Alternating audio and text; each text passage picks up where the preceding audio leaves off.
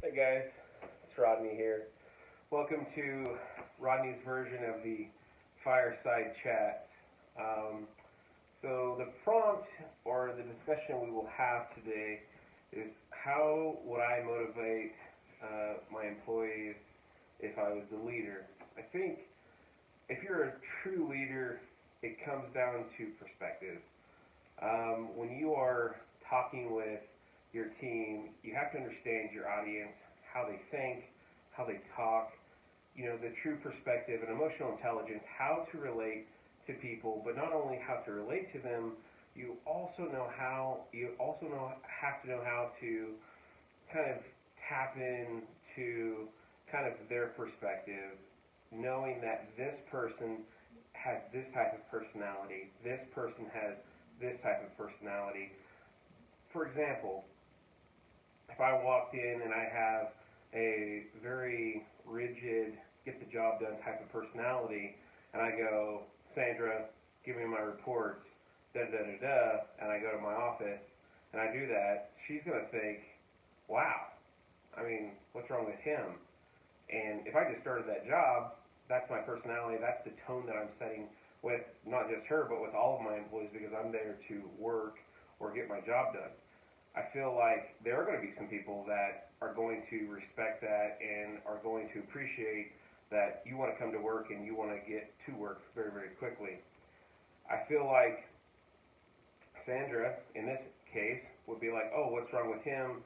She might be more of the conversational type. She's going to want to say, hi, how are you?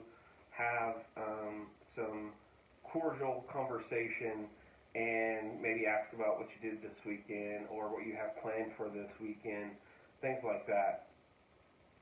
I think that piece right there will make a world of difference. Now, if we change that mind frame of, hey, Sandra, how are you doing today? She says, I'm doing fine. You go through those motions, then you can ask her for those reports. She's going to be, one, more inclined to go, yes, I want to do what my boss asks because he cares, or at least you have that persona that you care about her family life, so forth and so on. And again, I think when you're a leader, setting that tone with every individual employee, there's a time and place to do that. There's a time and place to be stern. But again, if you are constantly setting the tone and you're holding your team accountable, but you're sharing perspective like maybe, Scott has a baseball game that he wants to go to for his kid's baseball game. Well, guess what? Scott, we know this is on the books. Let's get this done before you go so you can leave. And if you kind of sit down and plan out with your team what the project is or what you're trying to get done within the project and these deadlines, and everyone knows this is the deadline, they are going to work around that deadline, be it at work and in their personal life.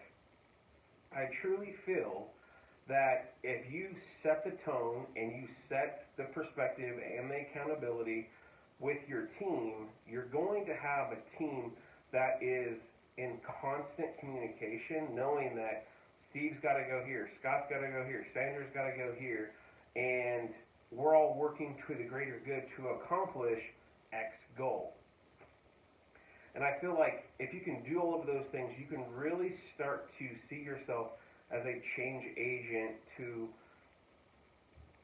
take those people and that organization to a greater level of success when you're hitting on all of those forefronts. If you're only attending to the goal and you're not taking into the account of everything else that's happening behind the scenes, then you're going to miss something. Your team's not going to be as great as they could be.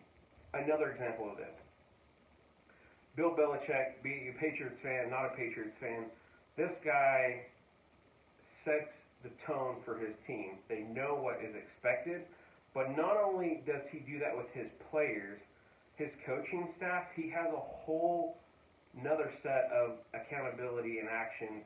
But not only does he take the players and his coaches he takes the refs that are actually refereeing that game, they get a schedule of who those refs are, and they know that they call more, there's statistics on that, on those refs, they call more pass interference, or they, call more holding fouls. They have all those statistics. He looks at not just his coaches, his players, but he also looks at the line crew, the referees.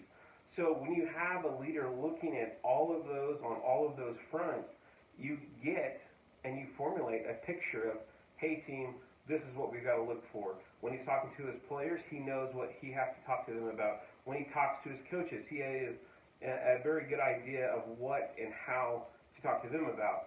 So he's hitting on all those cylinders to make sure that they are very clear on what their job is, what to look out for, and what the end result is.